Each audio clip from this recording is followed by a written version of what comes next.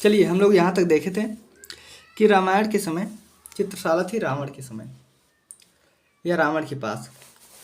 बौद्ध धर्म प्रसिद्ध ग्रंथ विनय पिटक है। देखिए, विनय पिटक किस भाषा में लिखा गया है? तो पाली भाषा में। मेघदूत और रघुवंशपुरम ग्रंथ के रचनाकार हैं कालिदास। हाथियों के चित्र को असली समझकर शेर ने उस पर नखून मारकर वक्ष स्थल को विदीर्ण कर दिया, फाड़ दिया। किस उल्लेख में है? किस ग्रंथ में? रघुवंशपुरम में। चित्र लक्षण ग्रंथ के रचनाकार कब माना जाता है या रचना काल माना जाता है? 500 ईसा पूर्व से 200 के मध्य। चित्र लक्षण ग्रंथ के रचयिता है नग्नजीत। चित्र लक्षण ग्रंथ की प्रति 6ठी शताब्दी में कहाँ प्राप्त हुई है? तिब्बत में। चित्र लक्षण ग्रंथ कितने अध्याय में विभक्त है? 3। नग्नजीत का पूर्व नाम है, पहले का नाम है भयजीत। भयजीत नाम क्यों पड़ा? क्योंकि ये नग्न प्रेतों पे विजय पा लिए थे, भूत चुड़ैल उड़ैल पर ही विजय पा लिए थे। चलिए, भारतीय कला का प्रादुर्भाव कहाँ से हुआ? देखिए, प्रादुर्भाव मतलब हम भी नहीं समझते थे, लेकिन इसका मतलब होता है प्रारंभ। ठीक है, प्रादुर्भाव मतलब होता है प्रारंभ। तो शिला चित्रों से भारतीय चित्रकला की आधुनिक भारतीय शैली के जनक माने जाते हैं अवनी बाबू। ये मान लीजिए कि आधुनिक कला की शुरुआत कहाँ से है? अवनी बाबू बस। भारतीय चित्रकला क्या प्रधान है? रेखा प्रधान है। सौंदर्य शास्त्र के जन्मदाता हैं बामगार्टन। आयाम कितने होते हैं? आयाम 3 होते हैं, लंबाई चौड़ाई गहराई। चित्र में कितने आयाम होते हैं? 2। यहाँ 3 लिखा लेकिन 2 होते हैं। मूर्ति में 3 होते हैं। भारतीय कला में कितने आयाम हैं? 2। 3 आयाम का प्रयोग सर्वप्रथम कहाँ शुरू हुआ? मंडी कला से। घन में कितने तल होते हैं या आयाम होते हैं? देखिए, कितने आयाम होते हैं?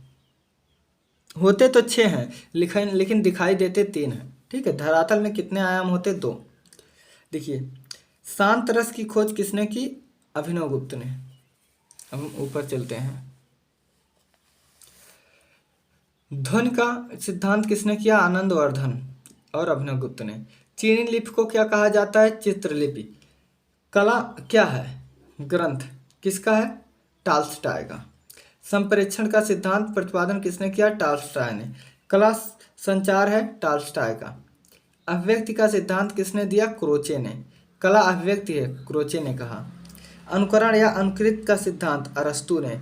कला दमित भावनाओं का उभरा हुआ स्वरूप है, फ्रायड ने। फ्रायड के सिद्धांतों के विचारों के जन्मदाता कौन है? अति यथार्थवादी शुरू हुआ था, अंद्रिया आर्केना। फ्रायड कौन है? एक मनोवैज्ञानिक है। कला अनुकरणीय है, किसने कहा? प्लेटो ने। सहानुभूति का सिद्धांत किसने प्रतिपादित किया, प्रस्तुत किया? क्रोचे ने। फ्रायड के विचारों पर कृतियां या पेंटिंग किसने बनाई? सल्वाडोर डाली। पूरा नाम है, आधा नाम है डाली। आधुनिक भारतीय कला के पितामह कौन है? रविन्द्रनाथ टैगोर। रूप तत्वों की गतिशीलता को क्या कहते हैं? क्रियाशीलता। किसी भी वस्तु या प्राकृतिक उपादान को प्रत्यक्ष देखे बिना उस पर आधार बनाना स्मृति चित्र। मतलब कौन चीज देखे ना हुआ और सोच के बनावा कि पहाड़ यही मेर होए, यहीं के पेड़ यस होए, बर्फबारी पड़त होए, तो यह तहार स्मृति चित्र होता है। ठीक है, जैसे मैं क्यों कह दी कि तू लखनऊ सीन बनावा, तो सोच के बनाऊंगा तो ही स्मृति चित्र होता है। स्मृति किसी वस्तु या प्राकृतिक उपादान को प्रत्यक्ष देखकर यथावत चित्रण करना कहलाता है प्रतिरूपात्मकता। प्राकृत उपादानों जैसे फल, फूल, पत्ती, बेल आदि का यथावत चित्रण करना प्रकृति चित्रण, क्योंकि ये सब प्रकृति के अंतर्गत आता है। अब देखो, विभिन्न वस्तुओं के समूह को प्रत्यक्ष रखकर छाया, प्रकाश, परिणाम आदि को ध्यान में रखते हुए चित्रण करना वस्तु चित्रांकन कहलाता है। यंत्रों द्वारा निश्चित तालमेल के आधार पर अंकन करने को क्या कहते हैं? यांत्रिक अंकन। पेंसिल, पेन या किसी अन्य माध्यम की सहायता से पट पर चिन्ह बनाने को कहते हैं अंकन करना। जब कोई व्यक्ति बोलकर किसी दूसरे व्यक्ति का चित्र बनवाता है तो उसे कहते हैं आइडेंटिटी। देखो, आइडेंटिटी मतलब परिचय। तो जब किसी को परिचय देते हो भैया, उनके बाद जैसे मोदी जी को बनाना है, मोदी की उम्र जो है होगी नियर अबाउट 65-65 55-65 के बीच में है, सफ़ेद सफ़ेद बाल है, दाढ़ी लगाए हैं, चश्मे लगाते हैं। तो यही सब जब बोल के कोई बनवाता है चित्र तो आइडेंटिटी ड्राइंग कहलाता है। माइकल एंजेलो ने मानव देह कृतियों को कितने भागों में बांटा है? 8। कलाकार की चित्र रचना प्रविधि को क्या कहते हैं? तकनीक। रचनाकार के मस्तिष्क में बनने वाले प्रारंभिक बिंब को कहते हैं पूर्व धारणा। ठीक है, चलो। जो पदार्थ रंग के कणों को बांधता है उसे कहते हैं बाइंडर। विभिन्न आकृतियों की सज्जा हेतु अनेक प्रकार के बेल बूटे आदि का चित्रण करने को कहते हैं अलंकारिक चित्रण। पुस्तकों के पृष्ठों, कागज अथवा वस्त्रों के टुकड़ों पर सूक्ष्म अलंकारित शैली से बने चित्रों को कहते हैं लघु चित्रांकन। व्यवहारिक कार्यों में काम में आने वाली सामग्री को कहते हैं व्यवहारिक कार्यों में काम आने वाली कला कहते हैं व्यापारिक कला। व्यापारिक कला के अंतर्गत आता है बुक, कवर, पोस्टर, विज्ञापन। स्केच को क्या कहते हैं? खसरा। इसी को पोर्ट्रेट कहते हैं, इसी को छवि चित्र कहते हैं। कुछ वस्तुओं के समूह को सामने रखकर प्रत्यक्ष देखकर छाया, प्रकाश, परिणाम, दूरी सब कुछ ध्यान में रखकर बनाने को कहते हैं स्थिर चित्रण। जैसे गिलास उलास रख के करा। चित्र में रंग भरने के बाद उसे उल्टा करके रंग ढलाई की जाती है, उसे क्या कहते हैं? गदकारी।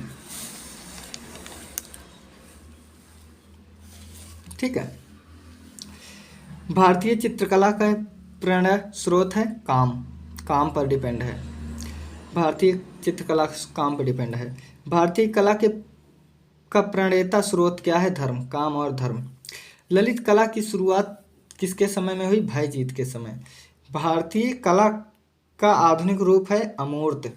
भाव कितने प्रकार के होते हैं? 2, जो सामने दिखाई दे और जो सामने ना दिखाई दे। देखो, कोई चित्र हम देख के कहते हैं अरे यार बहुत अच्छा है, लेकिन कोई जब बात करता है तो सुनकर हमारे दिल को ठंडक पहुंचे, हाँ बहुत समझदार, बहुत अच्छी बात करता है। ठीक है, बस अब वस्तु ये है, तो ये हम बाद में देखेंगे। ठीक है।